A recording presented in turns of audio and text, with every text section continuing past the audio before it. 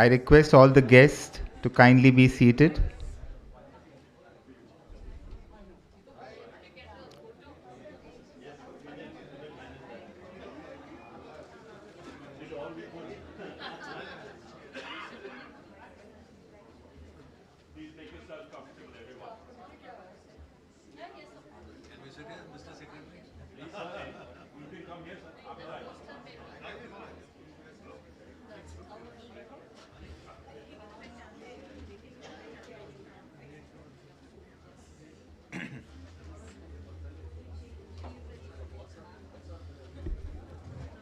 Gautam, can we close the front door and keep the rear door open?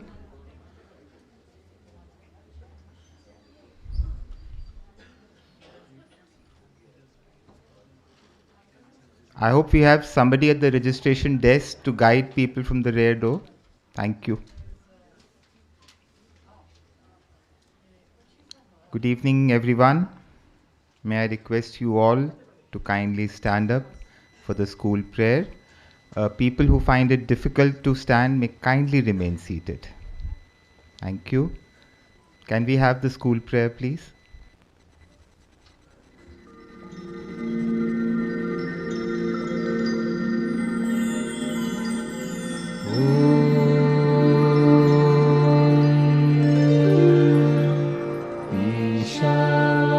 ईशावास्यमिदं सर्वं यत्किञ्च जगत्यां जगत् तेन त्यक्तेन भुञ्जीथा मा गृधः कस्य स्वेद्धनम् यं ब्रह्मा वरुणेन्द्ररुद्रमरुतः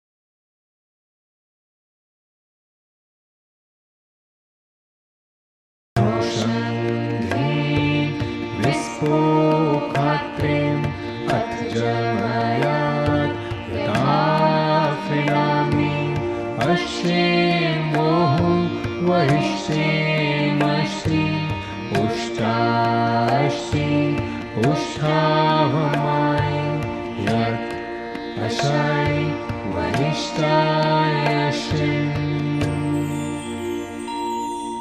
बुद्धं शरणं गच्छामि धम्मं शरणं गच्छामि संघं शरणं गच्छामि ॐ शान्तिः शान्तिः शान्तिः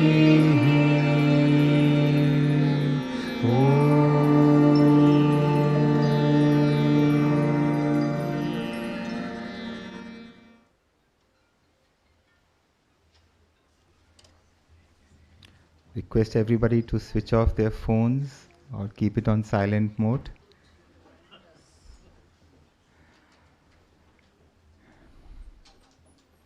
It's an extremely overwhelming moment for all of us to have Ba with us today and the family of Dr. Chhaya. Good evening, everyone. On the occasion of the birth anniversary of Dr. M.P. Chhaya, on behalf of the Bhavanites Association and Bharatiya Vidya Bhavan Mehta Vidyalaya, I welcome you all here for Dr. M.P. Chhaya lecture series. We are most fortunate to have Ba with us. She has made the effort to travel all the way from Baroda. आपका बहुत बहुत बहुत शुक्रिया. आप आए, आप ही से event है. मुझे रोशनी चाहिए. शुक्रिया. We also welcome the family of Dr. Chhaya, Twisha, Rupangi, Amita, Jalpa and Matangi. Dr. Chhaya family is a global family and they have traveled from all across the world to be with us on this day. Thank you so much.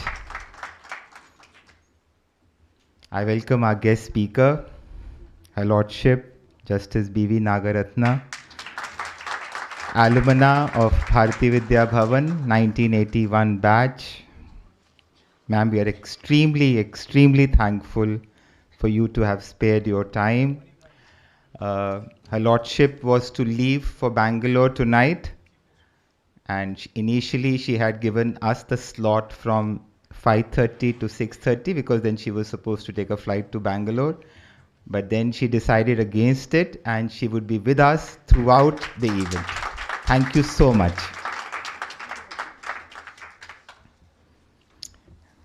She would be delivering a lecture on the role of a teacher in nation building, the most appropriate topic she could have chosen for today. I welcome Shri Ashok Pradhan ji, Director Bharatiya Vidya Bhavan Delhi Kendra. Sir, it's your unstinted support for the Bhavanites Association that the association, the Alumni Association, I can personally claim is one of the most active and robust alumni association of the city. And we follow the real Guru Shishya Parampara. Our events are solemn. We remember our teachers. We do Saraswati Sammans. There's so much which we do. I don't have time for that because Her Lordship has to deliver the lecture. And thank you so much, Pradhan sir. I believe Registrar Saab is not here. He is here. I welcome Registrar Saab, Rajesh Mishra ji. Sir, आप आगे आ जाएं तो मुझे आसानी हो जाती. I welcome Dr. Anju Tandon, the principal. I can't welcome her actually. She's the co-host. So thank you so much. The doors of Dr. Tandon's principal office are always open for us, and that's something I say again and again. And that's the reason why it's so easy for the Alumni Association to interact with school and organize events. So thank you so much, ma'am. I welcome each and every teacher who has joined us. Former Principal Ma'am, Rekha Sharma Ma'am, Mr. Dhingra, Mrs. Madan, I can't name all the other teachers. Thank Nalini Gupta Ma'am. बहुत बहुत शुक्रिया आप लोग आए छाया जी के प्यार से मोहब्बत से. And I also welcome all the Bhavanites and students and teachers who have come in for the love of Dr. Chhaya.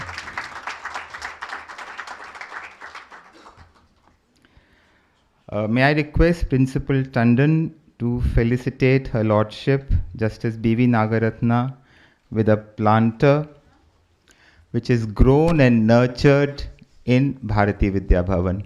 So the planter is actually potted in the school, ma'am.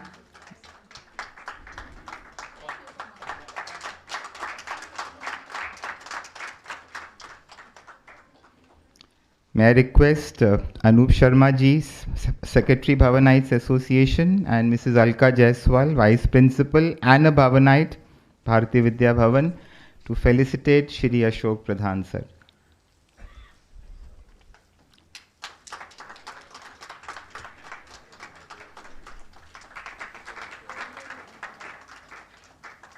I also request Anup Sharma ji and Alka, please, आपका और है. आप बा के पास जाएं, उनको भी एक प्लांटर दें.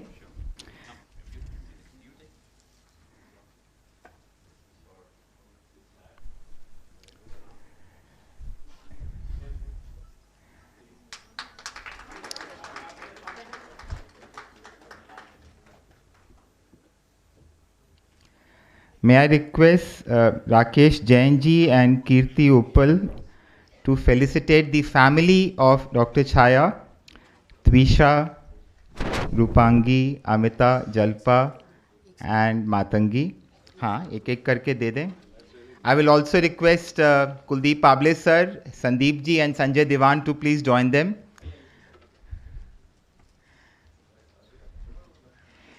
पांच बेटियां हैं, 5 सीनियर भवनाइट्स और उसमें से 3 तो 76 बैच के दिख रहे हैं जो गुरुदत्त साहब के बैच के हैं.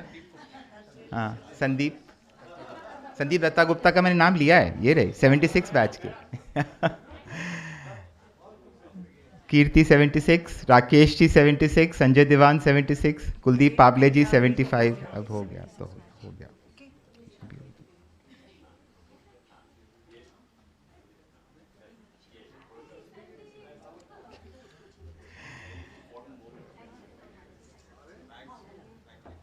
I request Suman Kukreja and Neena Malik to felicitate the Registrar Sahab, Shri Rajesh Mishra ji.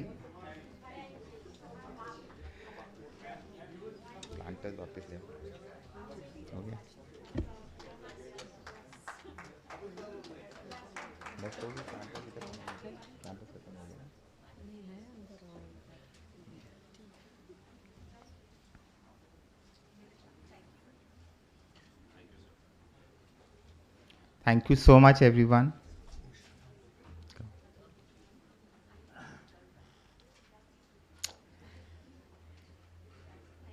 We lost Dr. Chhaya in August 2021, and the Alumni Association at that time had done an online event. It was a beautiful event which was viewed all over the country.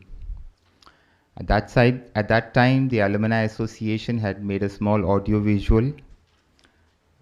So can we dim the lights and have the audio visual for Dr. Chhaya, please? Guru Brahma Guru Vishnu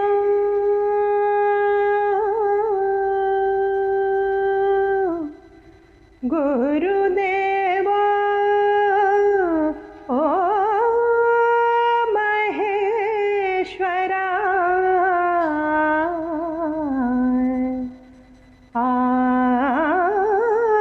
Guru Sakshat Param Brahma तस्मै श्री गुरवे नमः तस्मै श्री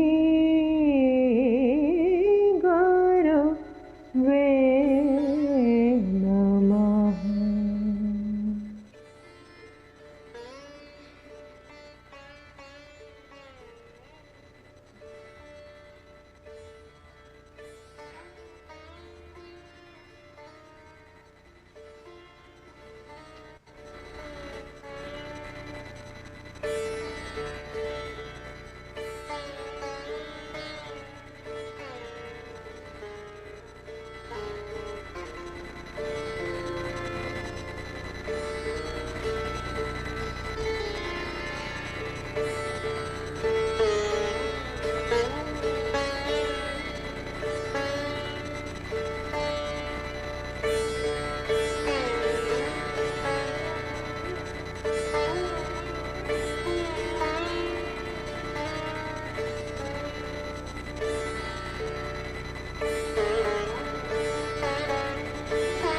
बचपन था कठिन, पढ़ाई में थी लगन, शिक्षा में उत्तम, हर पहलू में प्रथम।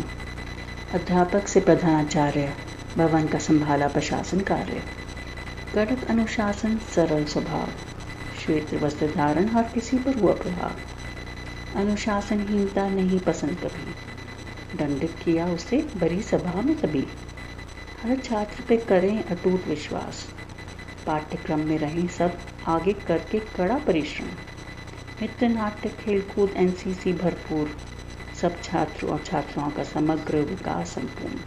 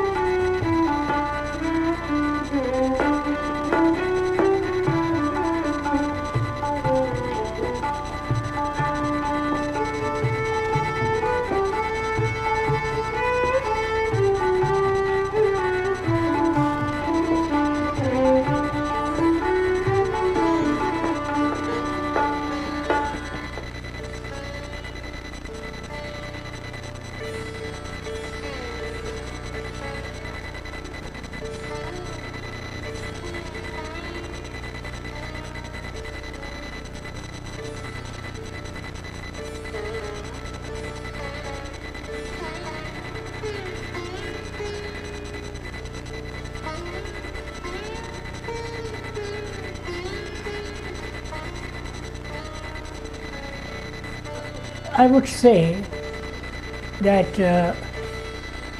education is a continuous process. It's not a process you were there from KG to class 12, 14 years work. No. It's a work, ongoing work, and that ongoing work has helped you where you are today.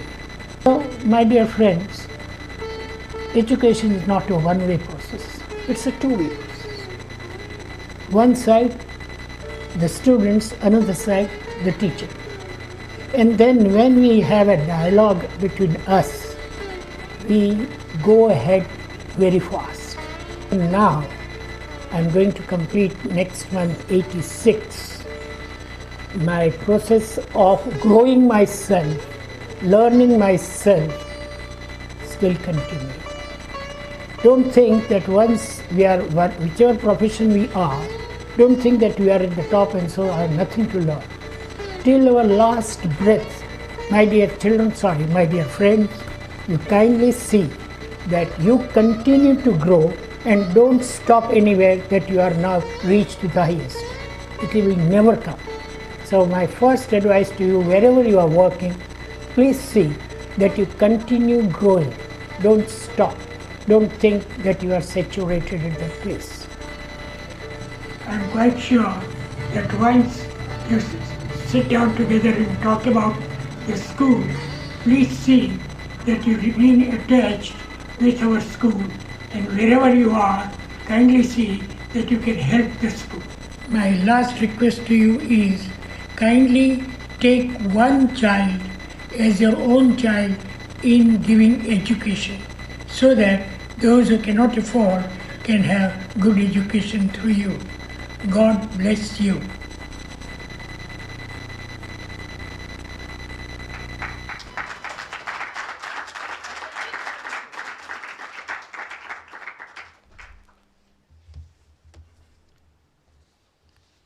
Thank you all my core group friends, Gautam, Suman, Parinita, Neena, Sumit, who helped to create this audio visual 1.5 years ago. आपने छाया जी को फिर से हमारे समस्त जिंदा कर दिया.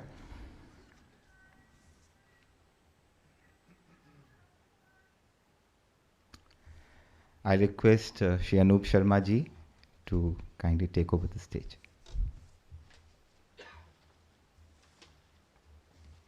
Thank you, Manish. Namaskar. On behalf of Bhavanites Association, I extend a very warm welcome to all of you once again. Bhavan is like a home. It's actually, I was telling Manish earlier in the evening, every time that we enter the gate of this institution, this great institution that built all of us, or even when we just drive around the street, even when we are not coming into the school, somehow years and for some of us decades of life spent away from this institution simply collapse. They don't exist. What exists is beautiful memories of our being in this institution, remembering our teachers, our fellow students, our juniors, our seniors who inspired us. So it's like a great fraternity. And so this Bhavan's like a home and fraternity is like a family. So welcome to your home and your family function. That's what it is.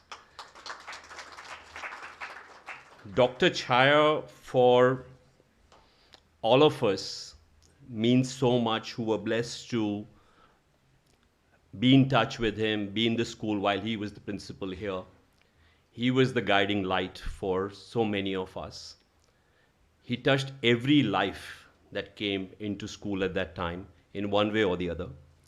And he inspired us. After so many years of leaving the school, when we think about the time spent here and about him, and that's where you really realize that what a legend he was. Today, his house is full of people. There are many watching online because they all connected with him. There was some touch. Even if he scolded some people, there was a touch of guidance and inspiration. So I'm very happy that today we are meeting to celebrate his life.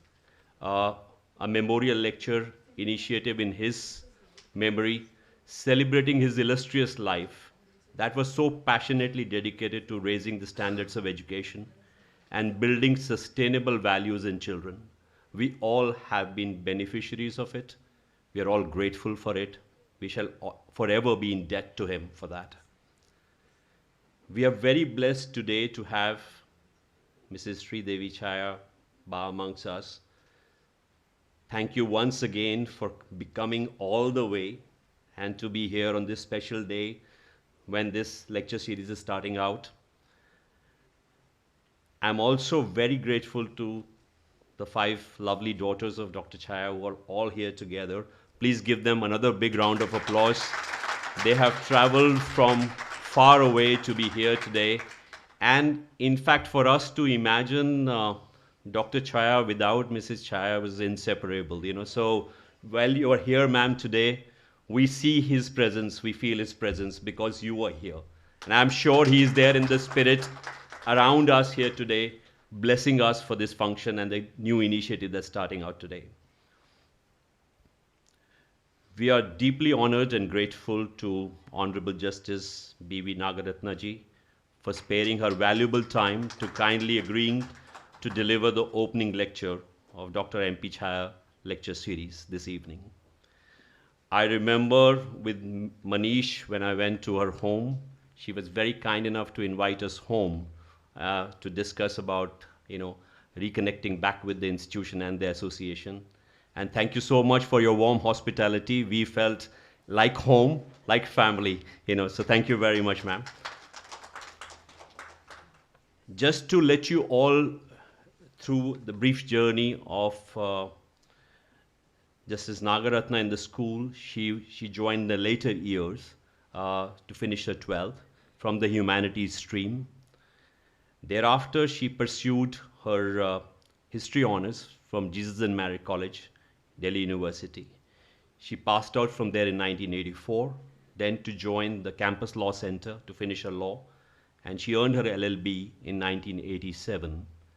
And then she started to work her practice in Bangalore, initially with a company called KSV & Company, and then after years of work, in 94, she started her independent practice as a lawyer, until she was elevated as a judge of the Karnataka High Court in 2008.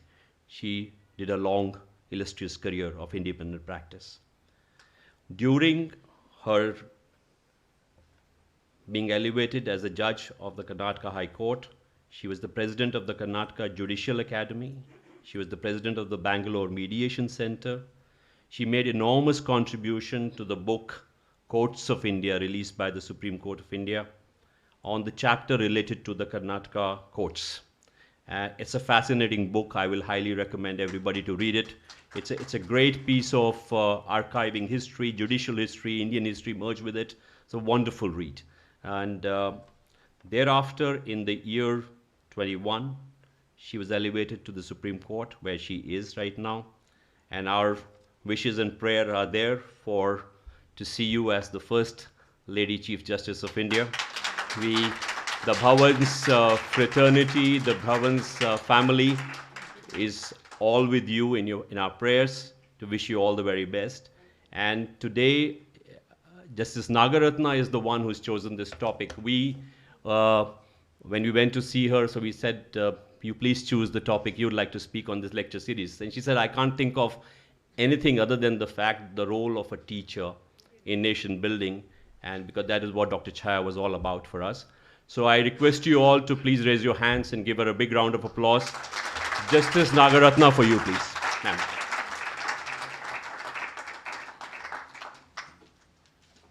Thank you.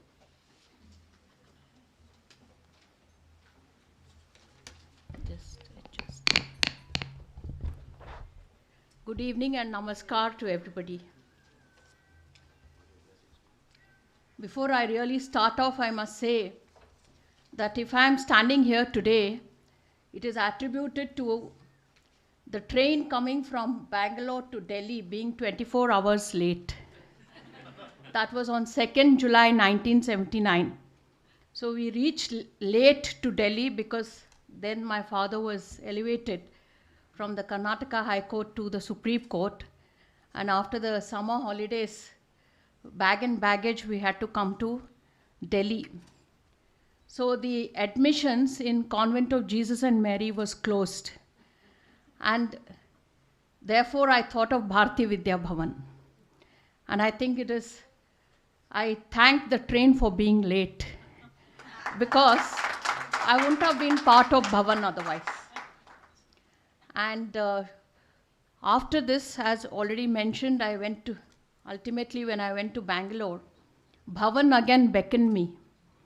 And I was a part of the executive committee of the Bharti Vidya Bhavan from 1997 to 2008 till I was elevated, and heading the programs and projects committee of Bhavan in Bangalore. So I'm really elated to be back to the Bhavan family today. With that short prelude to my speech, I'll begin wishing each one of you a very belated Happy New Year and season's greetings. Mrs. Sridevi Chhaya ji, esteemed wife of Dr. M.P. Chhaya, Mrs. Twisha, Dr. Rupangi, Mrs. Amita, Mrs. Jalpa, Mrs. Matangi, daughters, the proud daughters of Dr. Chhaya and Mrs. Sridevi Chhaya, Sri Ashok Pradhan, Director Bharti Vidya Bhavan Delhi, Kendra, Sri Rajesh Mishra, Registrar, Dr. Anju Tandon, Principal Bhavan Mehta Vidyalaya, Mrs. Alka Jaiswal, Vice Principal. I think Brigadier Manjit Singh Rana is not present, so in absentia. Sri Anup Sharma, Secretary. Sri Manish Ahuja, Treasurer. Faculty and staff, Bhavans Mehta Vidyalaya and Bharti Vidya Bhavan, Delhi Kendra. Former principals and my dear teachers of Bhavans Mehta Vidyalaya. Alumni of the Bhavans Mehta Vidyalaya and my classmate, I see here, Ms. Kokila. Distinguished invitees who are present here in person and I think online also. Ladies and gentlemen, I think it is a great honor that has been bestowed on me by the family of Dr. M.P. Chhaya and the Alumni Association of Bharti Vidya Bhavan in asking me to deliver the first memorial lecture in the revered memory of the principal Dr. M.P. Chhaya. I am humbled to be delivering this lecture in my alma mater, Bharti Vidya Bhavan, Delhi, one of the institutions which has nurtured and molded me into the person I am today. I am proud to be associated with Bhavan and to be called a Bhavanite, which is an institution which stands for preservation, promotion, and dissemination of Indian culture and heritage. It has now become a global network of over 100 centers in India and 7 centers overseas. I have been also connected with Bhartiya Vidya Bhavan, London Kendra, because you would know Dr. Mattur Krishnamurthy, who was there and who started the Bhavan there in 1972, over 50 years ago, was in touch with us, and he returned to Bangalore. And he was there in Bangalore Kendra till he passed away. Bhavan's ideal, I think, is Vasudhaiva Kutumbakam, which translates to the world is one family. And the institution's motto, which is let noble thoughts come to us from every side, resonates with the socio-political ideals of our constitution, which is the foundation for our democracy. The visionary founder of Bharti Vidya Bhavan, Sri K.M. Munshi ji, deserves our most thoughtful and sincere salutations, and I pay obeisance to him. As I said, I am humbled to be here to deliver the lecture in the name of the ideal teacher and a true statesman, Dr. Mandlik Praladrai Chhaya. He was born on this day, that is 27th of January 1929 at Bhavnagar, Gujarat. We just saw his pen portrait which was shown to us. After his education in BSc and MSc, he earned his B.Ed and M.Ed and ultimately went on to do his PhD. It's not conferring of an honorary doctorate. He was a doctorate in the true sense by studying a PhD, because we have many academicians who just are conferred doctorates, and I don't know if many of them are really deserve it or not. That is the honorary doctorates, but he really studied and earned it. He was initially in the Rajkumar College, and thereafter he came to Delhi. As we just saw, he was there in the as a principal of the Mothers International School, and shortly thereafter he came to Bharatiya Vidya Bhavan, I think in 1969. He furthered his motto of nurturing the students to become leaders, and in Bhavan he inculcated the leadership qualities in three-tier system of monitorship, a house system, and a prefectorial system. In fact, he had started the 0 hour, if you remember, where the students were asked to clean the classrooms and the surrounding areas. And he also developed the strong parent-teacher meetings association. And as a visionary, I think he had set up even the counselor's room, where the student counseling aid center was set up. Dr. Chhaya constantly strived to create opportunities to train teachers to be leaders. Dr. Chhaya possessed the unique ability to impart knowledge with a view to enhance the core values of society.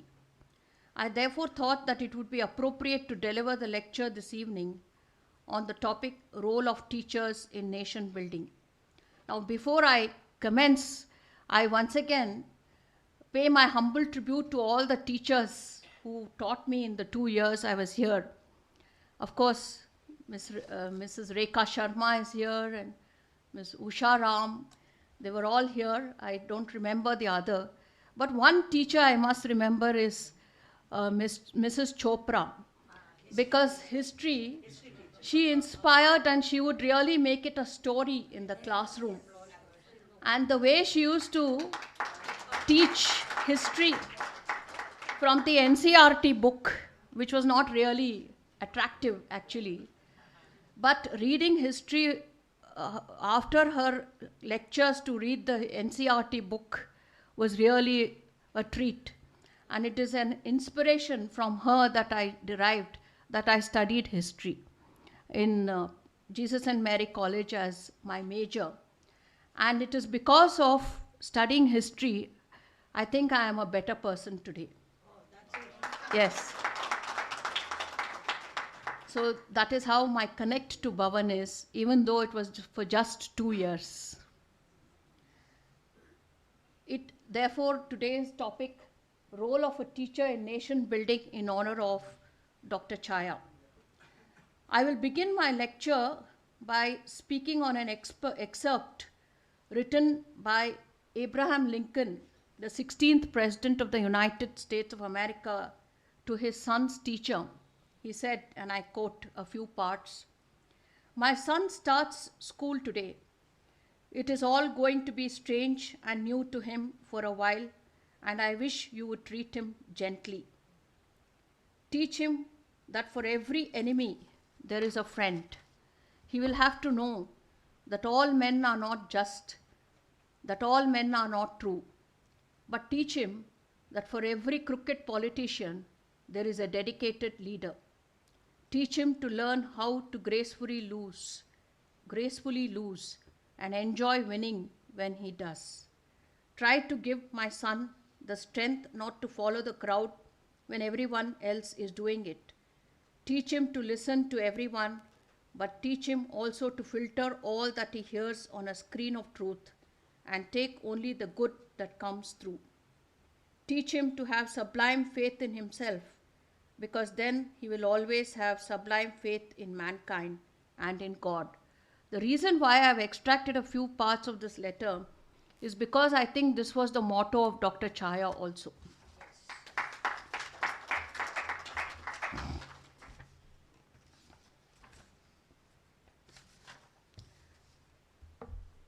The powerful letter is reflective of Lincoln's hope that teachers would help to build a nation with quality human capital.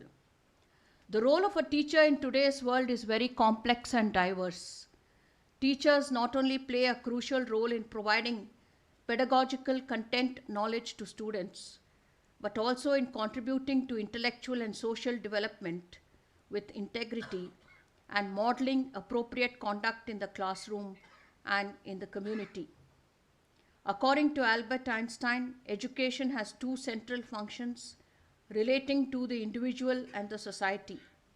One is to educate the individual as a free individual, and the second is to educate the individual as a part of the society. Therefore, teachers are draftsmen of a culture for the generations to come. In India, the Hindu Shastras have placed gurus at a pedestal and equate them to God, as they are considered to be the ones who enlighten, guide, and unfold the bright horizon amidst the encircling gloom. In the Taittiriya Upanishad, students are urged to treat their teacher as God himself, as we say, Acharya Devo Bhava. Adi Shankaracharya, the great guru, in his work Upadesha Sahasri, has opined that the teacher is one who can see an issue from both sides, who can grasp what is said. He is tranquil, self-controlled, compassionate, and helpful. In the Srimad Bhagavad Gita, it is said that the absolute truth cannot be understood merely by our own contemplation, but only through the guidance from a guru. According to Sufi literature, knowledge acquired without guidance from a teacher leads to vanity and ignorance. The role and influence of a teacher does not end with the acquisition of knowledge.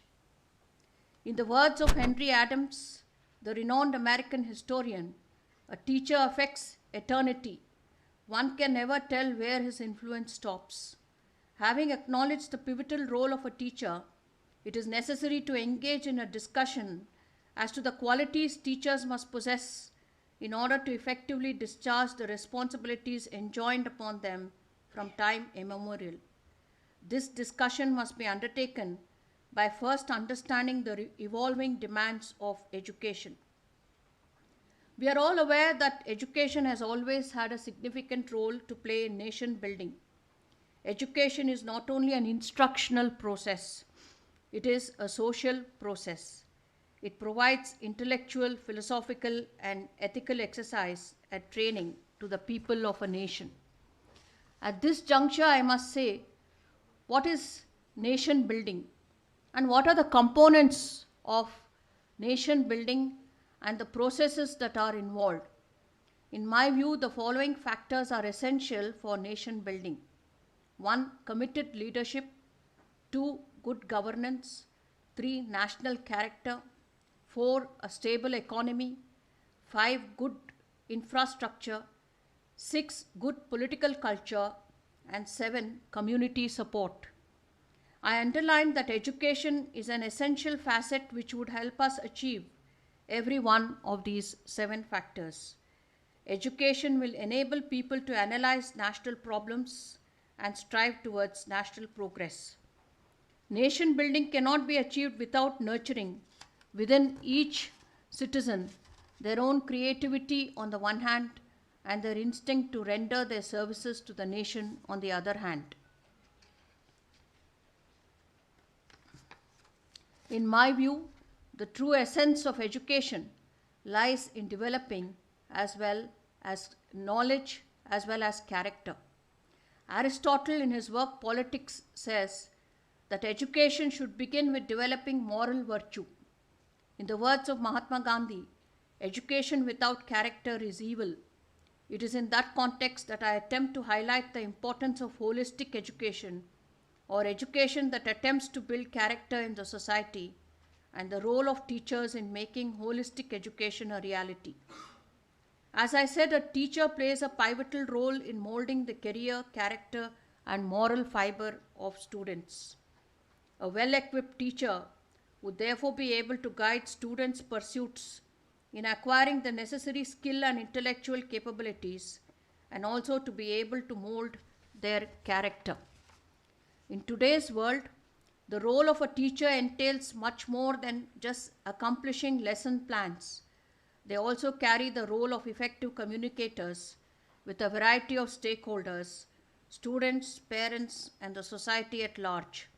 I would therefore be entirely justified in remarking that teachers are one of the main pillars of a sound and progressive society. In the words of Dr. APJ Abdul Kalam, who was a very popular president of India, I quote, "Teaching is not a profession, it is a calling, a voice of moral demand that asks us to become someone we are not yet, someone different, someone better, and someone just beyond our reach. The authentic call to teach comes from the voice of the teacher within, the voice that calls me to honor the nature of my true self. It is with this spirit that teachers must take up the profession of calling and teaching. It is therefore rightly said that the destiny of India is being shaped in her classrooms. The true measure of the quality of education is determined having regard to the personality and intellect of teachers imparting the same. In the words of a Roman statesman, Marcus Cicero, what greater or better gift can we offer the Republic than to teach and instruct our youth? It is the quality and nature of the individuals that our education system produces and the interrelationship they are capable of that will determine the socio-political fabric of our nation. The role of education lies not just in disseminating knowledge, but in sculpting the fabric of a nation. It should not ignore traditional and indigenous knowledge or constitutional principles and values.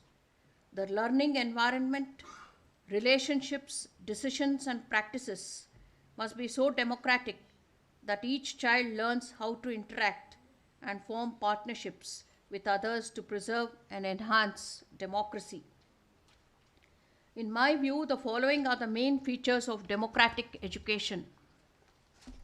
First, universal and compulsory education. Second, broad-based education with an epicenter in culture. Third, child-centered education. And fourth, community-centered education. Education of such nature is, in my view, education for worthy citizenship. A good teacher must therefore be able to foster curiosity and creativity, therefore contributing to the development of an informed citizenry. Within this context, the role of the teacher is not simply one of transmitting knowledge and perpetuating existing cultural norms. Rather, teachers must assume a transformative role in which they act as catalysts for change in helping to create the society that we would like to have. To be transformative agents of change, teachers need to be empowered on several fronts. There is no gainsaying that education is the key to building sustainable societies. Moving on, Dr. Ambedkar remarked, and I quote, "No matter how good a constitution is, it can only be effective when there is the presence of sagacity of individuals and masses. The sagacity or wisdom of the citizenry is a dominating factor, and it is teachers who must cultivate such wisdom." Sorry. The real value of a constitution, which was given by our forefathers after a lot of debate held in the Constituent Assembly, depends on the extent to which the objects are realized, and thus arises the importance of the role of every citizen. We, the citizens, have given to ourselves the Constitution of India, and the onus is on us to live earnestly by the letter and spirit of the Constitution, and hence the need to be ideal citizens. According to the great administrator and educator Sri V.S. Srinivasa Shastri, there are three basic postulates of ideal citizenship.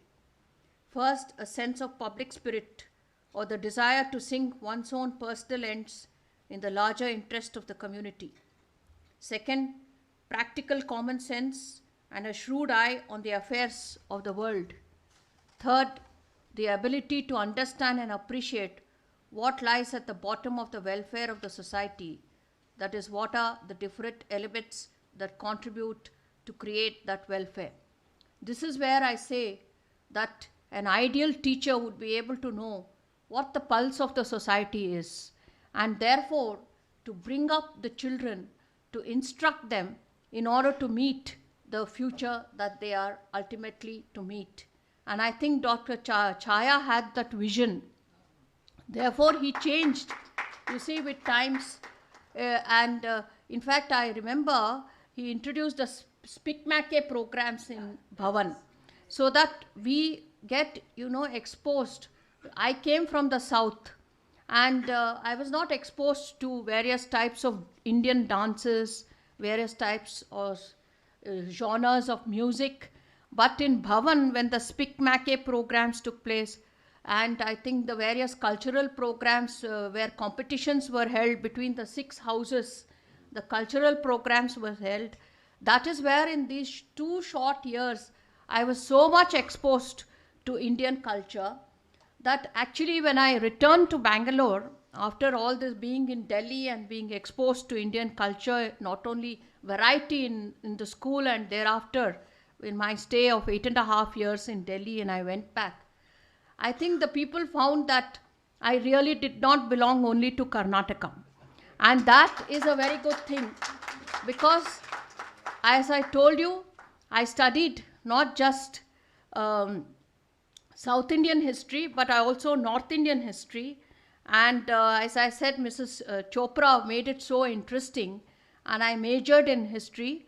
And then, therefore, I became what I would say a truly Indian because of my exposure to various cultures and, you see, genres of music and dance, which all started in Bharatiya Vidya Bhavan. We should all thank visionaries such as Dr. Chhaya for inviting, groups like Spikmake, then inter-house competitions, and so many other things. He never missed out on science and technology. We had what is called the science exhibition, and then there were prizes for the best project, etc. So it was not just Indian culture, but the best of the East and the West, I would say. And therefore, we all became wholesome in the training that we had in the school. Further,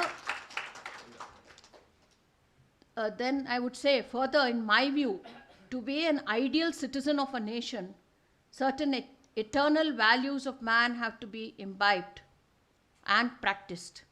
I would categorize these eternal values as internal values and external values. By internal values, I mean those values which are required to be imbibed by an individual so as to practice them on a day-to-day basis. Such values are of honesty, integrity, humility, ability to avoid anger, greed, lust, pride, envy. It is these values which enhance the qualities of man. External values are values of good citizenship, some of which are ingrained in the fundamental duties enshrined under Part 4A of the Constitution. And I would like to read them, such as including the duty to protect the sovereignty and integrity of India, to promote harmony and the spirit of common brotherhood amongst the people of India, to preserve the rich heritage of our culture, composite culture, to protect and improve the natural environment, to safeguard public property and abjure violence, to strive towards excellence in all spheres of individual and collective activity. I draw sustenance from the aforesaid fundamental duties of citizens to elaborate as to how, if the said duties are followed by the citizens in their true letter and spirit, India as a nation would progress. However, before proceeding to do so, it is important to consider whose responsibility it is to inculcate all these values in citizens. This question would once again lead to the acknowledgement of the role of a teacher in building a responsible citizenry. See, we know with the passage of time how parents are losing touch with their children. They have no time for their children because of the economics or commerce or whatever complications in life. The time has come I think during from 1975 onwards, it became a great pattern where both parents would go out to work. It was not there initially. We knew the mother was always at home when we went back from school. But then afterwards, both parents had to go out. Children became what are called latchkey children. They had to open the door, go home to an empty home. And as I said, parents had less and less time to interact with their children. Values were not transformed, or rather, there was no giving of values from one generation to another generation. Those who had the interaction with their parents, I would say, are lucky. But those who didn't have had to fall back upon the school, and therefore the importance of the teacher who became the parent in the school. Schools have always been the most important means of transferring the wealth of a culture from one generation to another. This may also be understood as constitutional culture and all its facets. Lack of understanding in this regard allows children to develop inaccurate and distorted notions, which may in turn give way to complexes, prejudices, and intolerance. School education must therefore provide sufficient opportunities to children to understand themselves as well as their peers. The chalk and talk approach does not give space to children to work in groups, to explore and learn together. But on the other hand, opportunities for imbibing the ability to accept the viewpoints of others and leadership qualities will routinely become part of the day-to-day school life with the passage of time. If one is to understand culture as being the most civilized relationship between humans, a sensitivity to and understanding of those considered others is important. This is the only way of destroying prejudices, which is the beginning of the most uncultured behavior. Gender and cultural sensitivity are to form a part of any value system that children should absorb. The school curriculum should, to a practical extent, be process based and experimental, with sufficient flexibility to accommodate lessons on the changing needs of society from time to time. Moral education should permeate the entire curriculum and must form the central nerve of education. If I remember correctly, I think we had the zero period, which was actually a half an hour, I think, in the morning. And that was actually for moral education and to discuss, on the values of life. And those schools which had that kind of a zero period or whatever moral education period, even if it was half an hour per day, had its own impact on the students. The moral science or value education should not be treated with a dismissive attitude today by regarding it as a non-core subject which is taught in a superficial manner once a week or once in 15 days. I would say that moral education must be there throughout and it should be on all days of the week. The role of schools and teachers in this area is relevant even today in greater measure than in former times. As I said, because moral education in some households is lacking, and therefore the importance of that kind of education in schools and even in colleges. This is because with the development of modern economic life, the role of the family as a bearer of tradition and education has been weakened. Some children do not have a family. I will tell you, when we deal with divorce matters and custody issues, the children say, my mother lives in one house, my father lives in another house, and I have to travel between two houses. Now, how can such children have the holistic education from both parents? Most of the time is spent by some parents, I would not blame all parents or spouses, in creating a prejudice against the other spouse. And where is then the education and culture being taught in households? The continuance and health of human society is therefore to a very high degree dependent on the school. I shall now turn to the core values enshrined in our Constitution, as I do come from the legal field and therefore the Constitution is very dear to me, and then examine the role of education and teachers in securing such values. The makers of our Constitution invested great emotion in the preamble that begins with this powerful sentence, "We the people of India," and goes on to affirm values of justice, liberty, equality, and fraternity. In schools, of course, we have all these values, but at the same time, there is what is called the desire for approval or the recognition which is there due to competition. Desire for approval and recognition is a healthy motive. When schools propagate the idea, when schools propagate the idea that one pupil is intellectually more superior than another and portray education merely as a competition to secure the highest marks and grades, there lies the risk of injuring fraternity at a tender age. Society would then be reduced to a group of standardized individuals without originality and personal aims.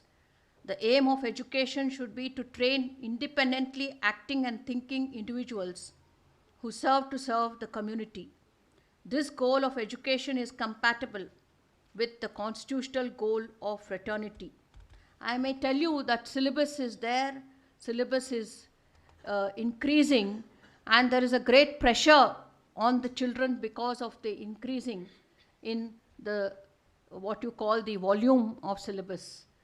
But it is my personal view that if time is spent on inculcating or imbibing the values of humanity, of human life, of good citizenship, even if a few chapters in every subject is cut, we will lead a better life in our future lives. And as a nation, I think we would be better off. In my view, the importance of fraternity has to be emphasized. The country's progress towards fraternity, unfortunately, has not been quite rewarding. The quest towards achieving fraternity must begin with an acknowledgement by every citizen of his or her fundamental duties, which I said are enumerated in Article 51A of the Constitution. The fundamental duties have to be understood as of being unexceptionable charter of principles which citizens should usefully absorb and practice. Fraternity even today remains the least understood, least discussed, and perhaps the least practiced of the four pillars of the Constitution, spelt out in the preamble of the Constitution. Fraternity may perhaps even be the key for deepening of our democracy. The seeds of respect for fraternity, equality, dignity must be sowed in every child at a tender age by parents as well as teachers, and must be nurtured throughout childhood and adolescence. It is only then the real values of the Constitution can be captured. Just as children must be taught to tie their shoelaces, read and write, solve math problems, and understand science concepts and events in history, so they must be guided in developing the qualities of character that would be valued by their community. It is only through guidance and modeling by caring adults, primarily teachers, that children learn to be honest and thoughtful, also to stand up to their principles, to care about others, to act responsibly, and to make sound moral choices. The role of teachers in this regard is additionally important because most parents do not find time to attend to such needs of their children. But in recent years, there is a growing concern of surrounding diminishing moral values and growing intolerance among citizens. Has education then been reduced to a perfunctory exercise? This is a matter for introspection of those who are in the educational field, not only the teachers, but the administrators. A system of education centered around ranks, seats, interviews, grades, marks often makes us wonder if we have at some point of time lost sight of the real objects of education. Dr. Sarvepalli Radhakrishnan, the great teacher whose birthday we celebrate every year on 5th of September, has Teachers' Day, has powerfully remarked, and I quote, "Teachers should be the best minds in the country." Given that teachers are the agents through which the goals of education and of character building are to be secured, it is important that teachers are not only of the most intelligent stock, but are such personifications of compassion, integrity, strength, moral fortitude, knowledge, dedication, professional commitment, and motivation of teachers are the prime factors responsible for quality education and learner achievement. Producing such teachers is a major challenge for governments across the globe. Identification and selection of teachers needs to be first on professional knowledge, the second on professional practice, and the third on professional engagement. Increase in the number of schools and various programs such as Operation Blackboard, District Primary Education Program, Sarva Shikshana Abhiyan, elementary education, adult education, what you may say, has increased the need and demand for teachers. But is the demand for teachers being met by a quality supply is the question. Teachers are therefore required to periodically reorient themselves to subject knowledge and constantly improve upon and devise new methods of teaching and evaluation. The nation today is at a junction where educational accountability is critical. This calls for a shift towards a more society centered approach to education. Only such persons who have enlightened morals and values can engage in cultivating sound character in children. Teaching is not an occupation but a calling in which professional effectiveness is greatly enhanced by the possession and exercise of certain personal qualities and practical dispositions that are not entirely, if at all, reducible to academic knowledge or technical skills. Teachers need a clear understanding of what character education is. Character education is the deliberate effort to teach virtue. Virtues are objectively good human qualities. Every virtue has three attributes, namely knowledge, feeling, and behavior. In order to develop virtuous character in their students, teachers must first enable them to understand what the virtues are, and then to appreciate their importance, and thereafter to strive to possess them and practice such virtues in day-to-day conduct. Comprehensive character education encompasses the total moral life of the student and beyond, both within and beyond the classroom. The implicit element of moral education relies exclusively on the strength of character of teachers. Further, in recent years, there has been much emphasis on the need for good governance and contemplation on the means through which the same can be achieved. It must therefore be our foremost national agenda to educate, empower, and build character of every citizen of our nation so that they are able to contribute towards achievement of lofty objects of good governance. Every teacher must therefore be first and foremost a true statesman and patriot whose concern for Bharat is real and is demonstrated by cultivating the constitutional culture in every one of her or his students. In short, this is how every teacher can be a nation builder in the truest sense. I would conclude by saying that we should have more and more teachers like Dr. Chhaya. With this, I conclude my lecture. I once again thank the Dr. Chhaya's family, Mrs. Chhaya and their 5 daughters, for having come all the way from different parts to this lecture and for having invited me to deliver the first lecture. As I said, I am indeed honored. I once again thank Bharatiya Vidya Bhavan, Delhi Kendra, and the Bhavanites Association, and each one of you present here in person and online for your kind attention. Thank you and namaskar.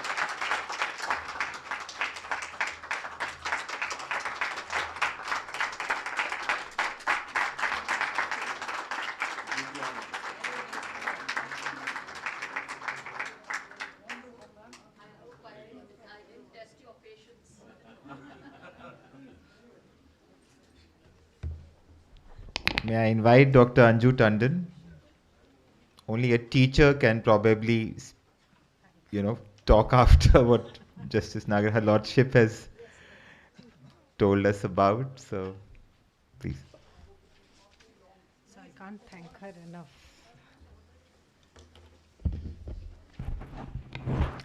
Good evening and namaskar to one and all. My salutations to Honorable Justice Nagarathna, our revered Director Sir Shri Ashok Pradhan, most respected Registrar Shri Rajesh Mishra ji, the most adored and most loved Mrs. Sri Devi Chhaya and her very charming and vibrant daughter's family here present today, the distinguished alumni who's here, distinguished guests, former principal Madam Rekha Sharma, other dignitaries present in this hall, Bhavanites, my dear colleagues who are here, and it's a long day, but most cherished day for all of us. It's my proud privilege, I've been given this very honorable task to propose vote of thanks to Justice Nagarathna, and I know very well that I can't thank her enough for being here. This is a very, very important occasion for all of us when we are celebrating the commemorating the birth anniversary of the former principal who has left such deep impact and is etched deep into each and everybody's heart.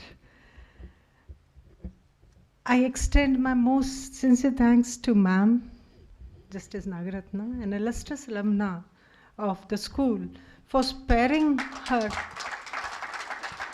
time out of the busiest schedule. As you know, she even cancelled and postponed her visit, which was scheduled today, for gracing the occasion and sharing her most valuable insight. A teacher, ma'am, indeed plays a very, very significant role. And your quote and letter to the teacher by Abraham Lincoln, and teachers affect till eternity is etched very deep in our hearts too.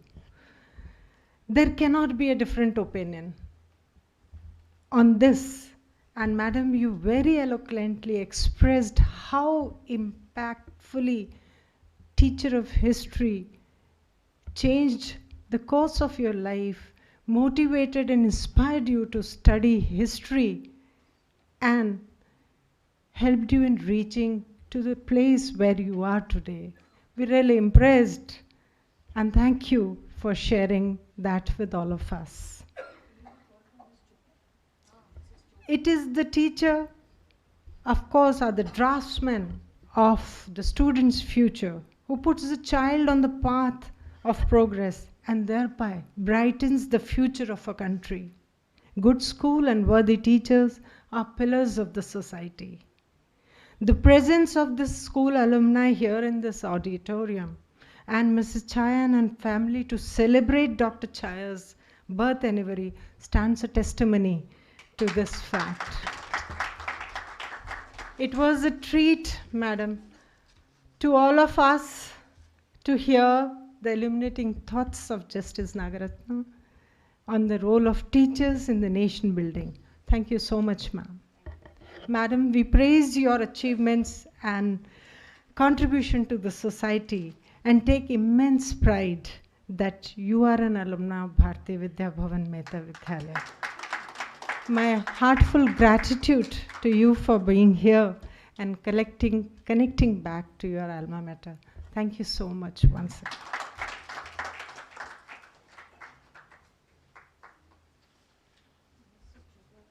I request Pradhan Sahab to say a few words. Would you like to? Please, आइए sir.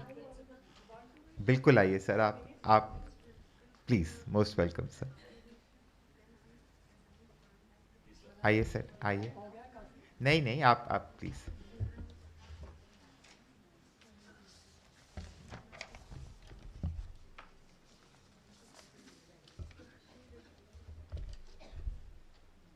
On behalf of the Bharatiya Vidya Bhavan,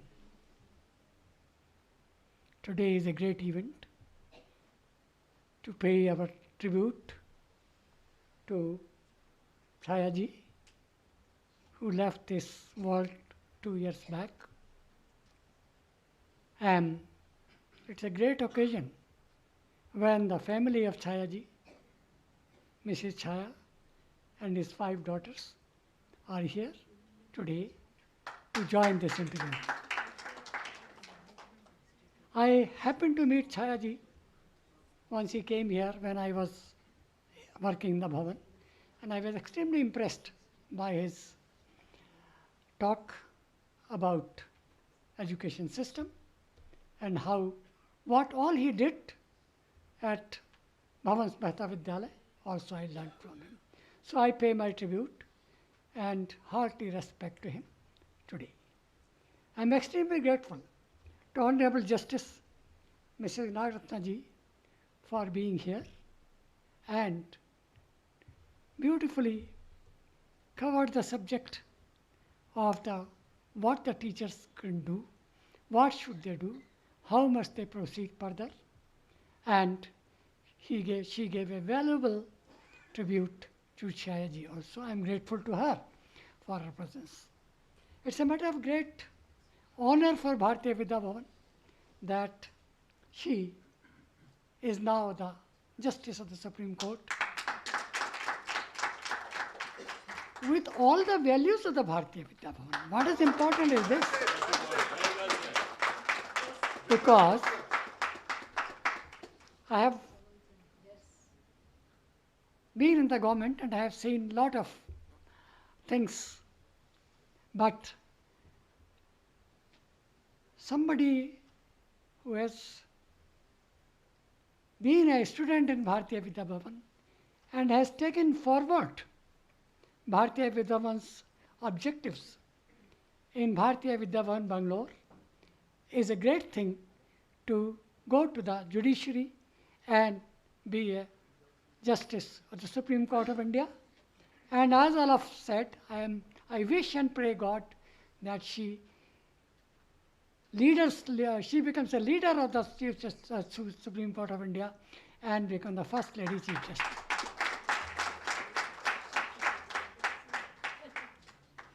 I must only say that one of the things which is important about the teachers, as also she said, is Guru Brahma, Guru Vishnu, Guru Devo Maheshwara, Guru Sakshat Par Brahma, Tasmai Shri Guruve Namah. That is what the teacher's role is, which is to be very, very important. And it is important that Bharatiya Vidya Bhavan set up the organization, a charitable trust, non-profit organization, to take forward Sanskrit and Sanskriti, India's cultural heritage, through education.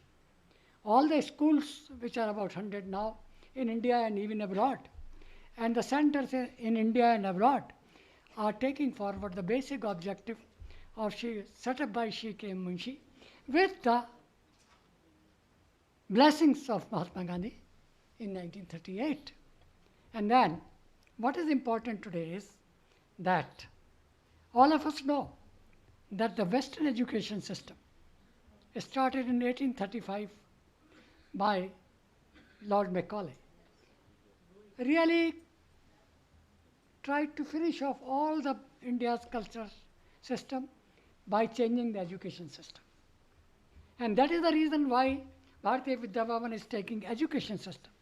Because through the education, right from childhood, from nursery and KGs, that our Bhavan schools are trying to make the children aware of India's cultural heritage and the basic values which are important, and that is what it is.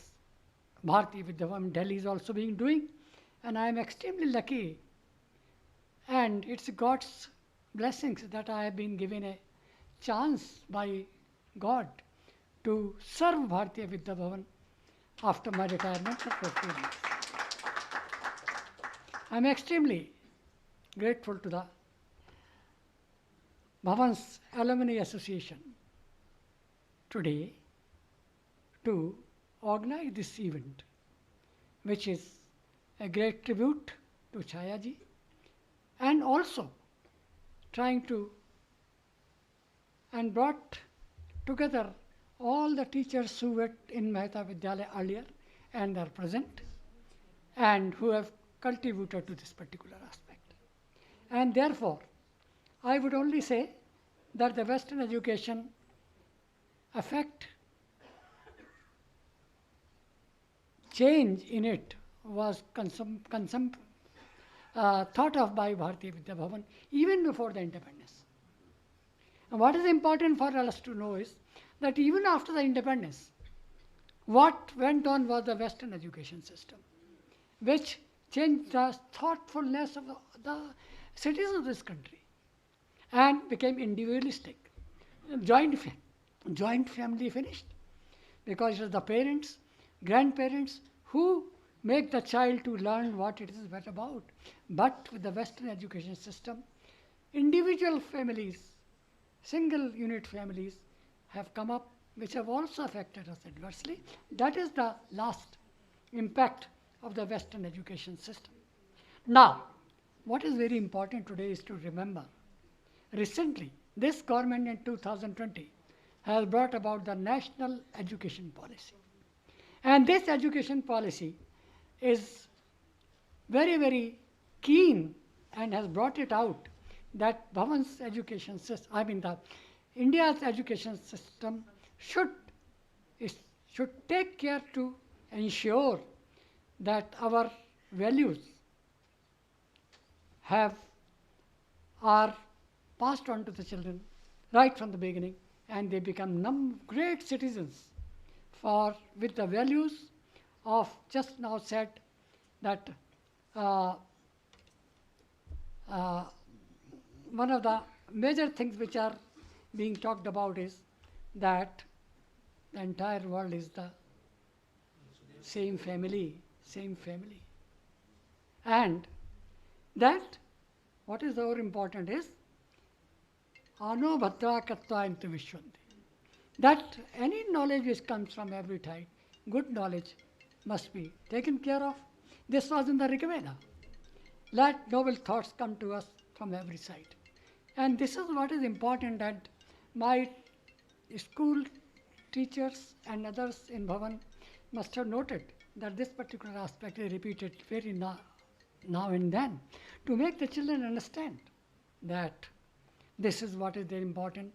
And I have said again and again, and madam, you will perhaps agree, that I'm saying, Mrs. Justice, you will kindly agree, that unless the teachers have the same feeling, that particular emotions, they understand what is the India's cultural heritage, and they absorb it within, they will not be able to carry forward to the children.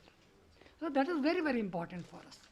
And this is what is important. But I like to tell you 1-2 things more to you, ma'am, which is very important for us to share with you. That is, the Bharatiya Vidya Bhavan, Delhi, has a number of institutions now after you left, and it is now 7 acres of land, and we have been able to get another 2 acres in 2018-19, where we are getting up, which has been allotted to again for education and culture.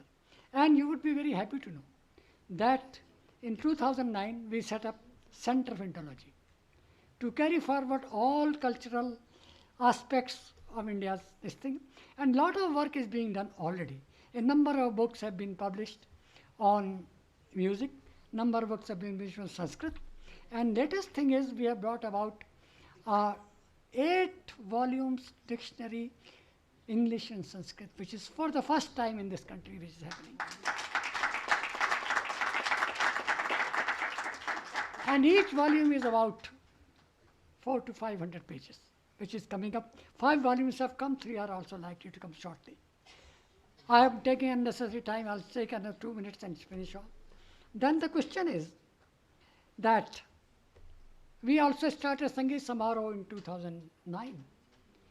And we do it every year to celebrate Bhavan's foundation on 7th of November and to pay tribute to Kanhaiya Munshi ji. And number of books have been brought out with this. And then I would like to say that this 2 acres of land I have received, in which we are going to construct a building. Yeah. We are going to construct a building for setting up center Indology, take forward all the aspects of this thing, like courses and certain like things. So we need your blessings, and we think that this alone we will be able to do better for Bharatiya Vidya Bhavan. The last thing I would like to say, Sarve Bhavantu Sukhna, Sarve Samdhara Bhaya, Sarve Bhavantu Pashyanti Ma Kaschit Vibhag Bhavet. Dhanyavad. बहुत बहुत शुक्रिया प्रधान साहब.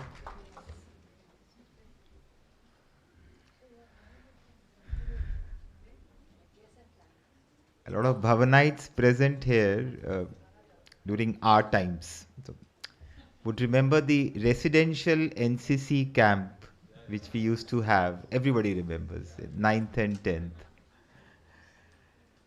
So, वो residential, so for a 14-year-old child to move out of the house and stay in the school along with fellow students. Ba, you were our custodian at that time. और आप हमें खीर खिलाती थी.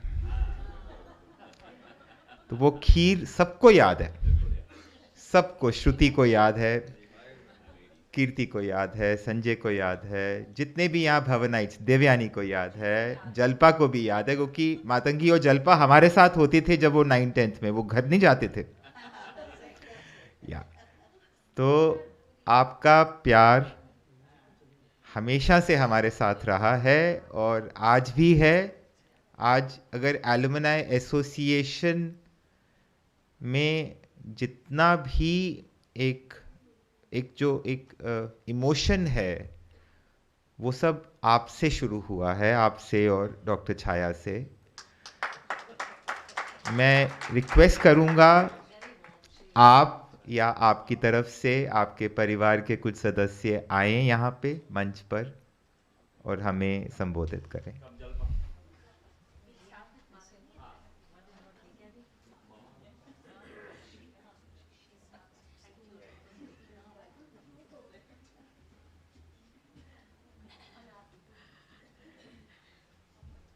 Good evening, everyone.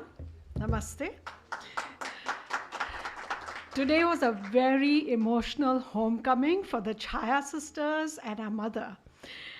It was so wonderful to see all the teachers that we grew up with. It's been many, many years. We have all the batchmates. Dad made sure we had enough Bhavanites in our family to connect with everybody here. So, it was mom and dad. Fair. How can I forget mom? So talking about mom, I want to begin with sharing the sentiments of mom, Mrs. Sridevi Chhaya. For her, dad epitomized the qualities of honesty, seva, and putting others above yourself. He embraced the community at large and, as his own family. He was passionate, just as Nagarathna mentioned about teachers and the role of teachers. He was so passionate about developing the teachers, the principals, making sure that the school system had the role models to keep the education going. Mrs. Chhaya conveys her heartfelt Thanks to all of you here, and blessings to everyone. I speak for the Chhaya family when I say we are really appreciative of the effort that has gone into launching this lecture series in honor of Dr. M.P. Chhaya. The love and affection from the Bhavanites, the Bhavan's family, has really helped to keep Dad's memory alive, his vision alive, and we really thank you for that. Matangi, one correction. Not you, the Chhaya family, we're all Chhaya. Even better, even better. I would be remiss if I don't mention a special thanks to our guest, the Honorable Mrs. Justice B.B. Nagarathna. Thank you for making the time to inaugurate these lecture series. I would also like to acknowledge the support extended by Director Shri Ashok Pradhan, the Principal Dr. Anju Tandon, and the Vice Principal Alka Jaiswal. This event would really not have been possible without the commitment and effort of the Bhavanites Association. Cannot forget them. Led by the President, Brigadier Manjeet Singh Rana, the Treasurer, the Secretary Anup Sharma, and the Treasurer Manish Ahuja, and of course the core team behind the scene. So thank you. And Manish, I have to say, as a 84 graduate, I have to thank you for getting us together over the decades. Without your effort, would not have been possible. All our Goa trips, our 25th anniversary. So thank you. I'll keep this short. In Dad's illustrious academic career, Bhavans held a very special place. He made it his life mission to educate those who couldn't afford it. He had one request of his family and the children around the globe. And you heard that in the video. He would say, kindly take one child who cannot afford an education, treat them as your own, give her or him the opportunity to get educated. I will now hand over the mic to Jalpa. Thank you, Matangi. Thank you, Matangi. Good evening, friends. As Matangi has said it all so well, but in continuation with what she was saying, keeping our dad's legacy alive, on his birthday, the Chhaya family is honored to announce the initiation of the Dr. M.P. Chhaya Memorial Scholarship Trust with the support of family and the 1980 batch of Bharatiya Vidya Bhavan. The goal of the trust will be to establish a corpus fund, the interest of which shall be used to fund this scholarship. We plan to institute a selection committee and selection criteria to identify the student who will receive the scholarship. We are pleased to share that so far we have collected 25 lakhs for the corpus, again with the support of the family and the 1980 batch. We hope to see this grow. We hope to see this grow over the years. Sorry, something I did?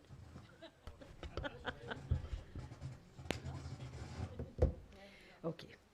We hope to see this grow over the years to fulfill Dad's wish of providing education to the underprivileged children. We sincerely thank everyone for their support and their show of love. It would again be remiss of me not to mention the personal help that Anup has always extended out. And as you said, Manish has been the glue for the 1984. Anup has been the glue for our 1980 batch. Cheers. We will be providing the updates through the Bhavanites Association as we continue this work. Thank you again.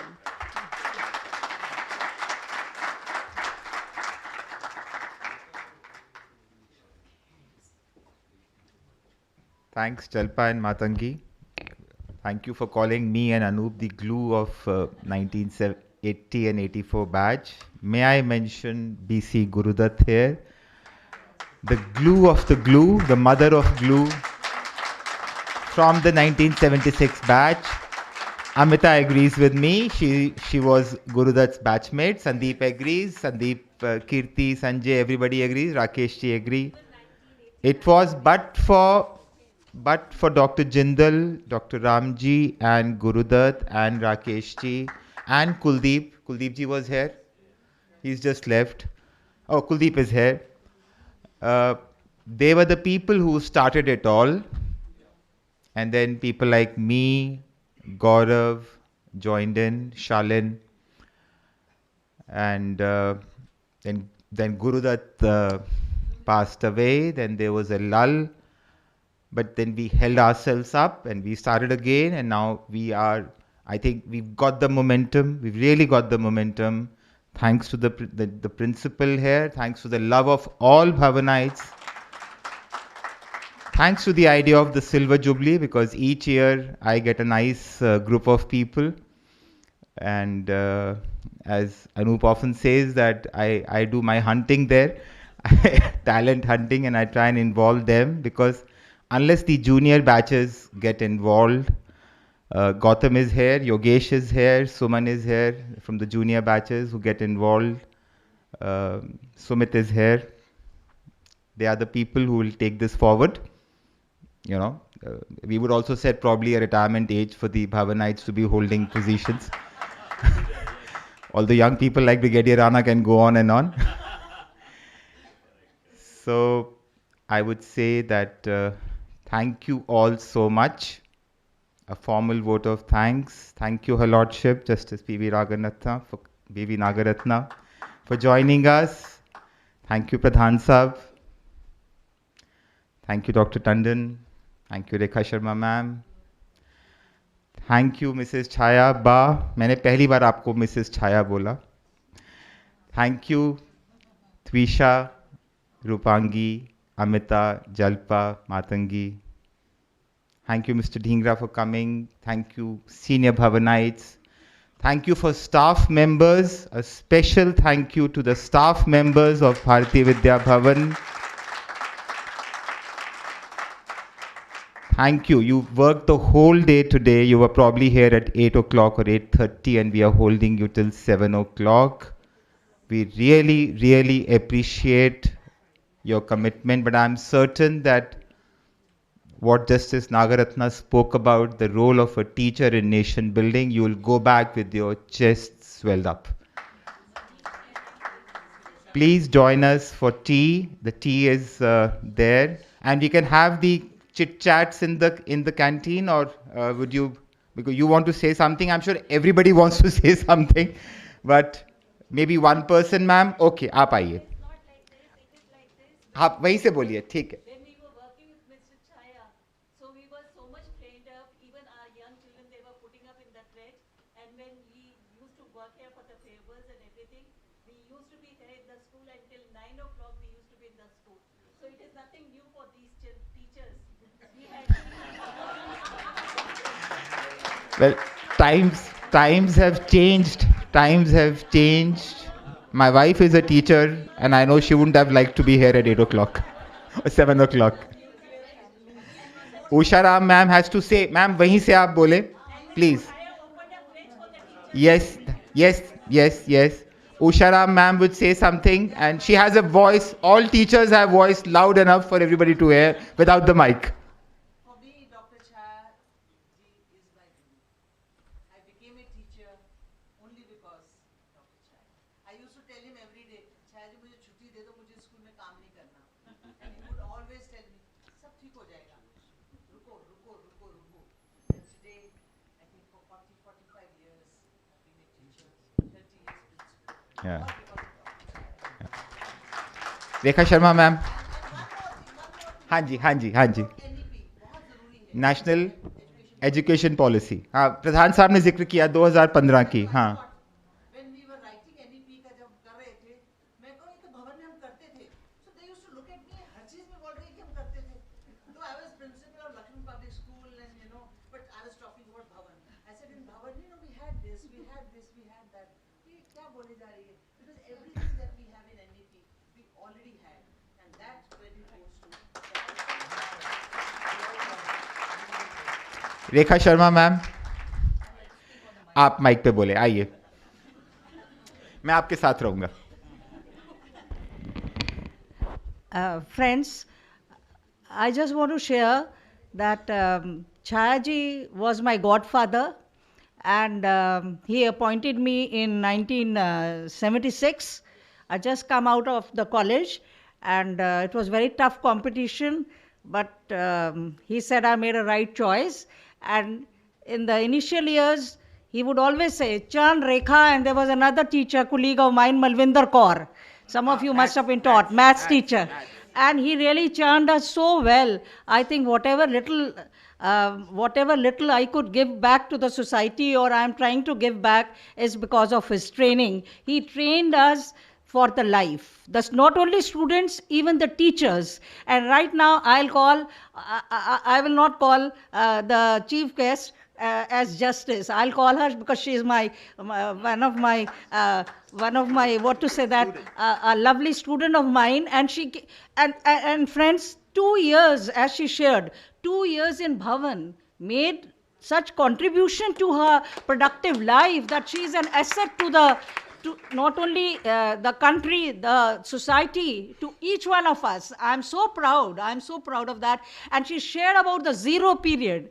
And I remember one interesting anecdote, that I was a class teacher, and I remember I have many of my old students here who have I am sure they have good memories, and because I was always trying to make them, even if I scolded them, it was just to make them, and they would say that they did, many of them pursued economics as major, and they said it was because you instilled the interest in the subject for us. So Chhaya ji had introduced zero period, and we also had cleanliness in that. And there I remember, I also contributed as a class teacher, and we were all issued one jhadu, and there was one duster or some pocha. And I remember the boys in the class, there would be gender bias, because ush time pe they won't do the jhadu pocha. And I made it a point as a class teacher to say that on the roll, whatever way you are coming up, boys, try to learn this, because you'll be really better. Your partner would be very happy with you. And I'm very, very happy now when I see ads, when the husband is looking after the child. I feel very proud about this point, that we are trying to do away with gender bias. Otherwise, jhadu was the monopoly of the female only. And I'm sure many of you are doing it, because in the zero period, Chhaya ji instilled, and I as a class teacher made it a point. Thank you so much. Thank you so much. Thank you so much. मुझे नहीं अभी Dhingra sir आप कुछ कहेंगे, because देखिए थोड़ा सा protocol चलाएं. मिस्टर ढींगरा हैं पहले, लेट्स मी हियर. एंड मैं जैन साहब को भी, जो हमारे बुक शॉप मैं आज जिक्र कर रहा था, 1 मिनट लूंगा, कि जब मैं 1972 में आया तो जैन साहब करीब 30 साल के लगते थे, और आज भी 30 साल के लगते हैं. तो इस बात को आप सर, आपकी लंबी उम्र, सेहतमंद रहें. बहुत बहुत शुक्रिया आपका आने का. मिस्टर ढींगरा, आप सर वहां से बोले, यहां से बोले, अब तो माइक खुल गया यहाँ पे.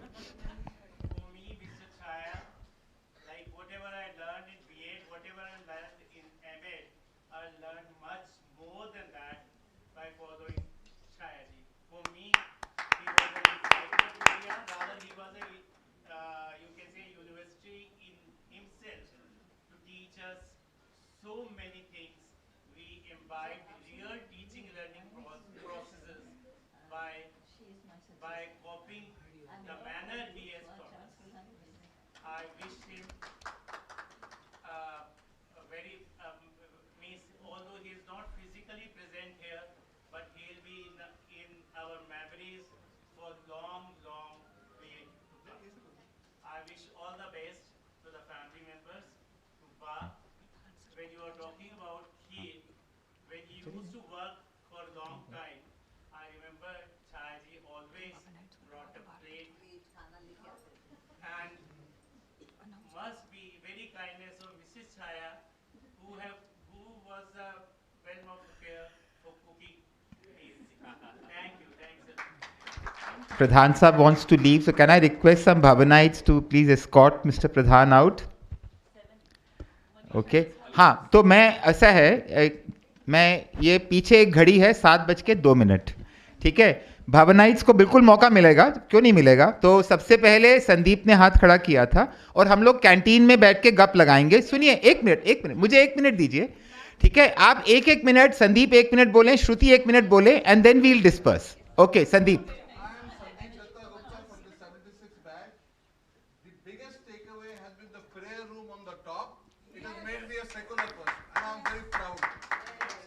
Even the Sarvadharma prayer, Sandeep, is part of the legacy of Bhavans, which we recited today. Shruti, 1 minute Shruti ke paas. Yeah, Shruti, please listen to her before we disperse. हाँ. अब सब हाँ.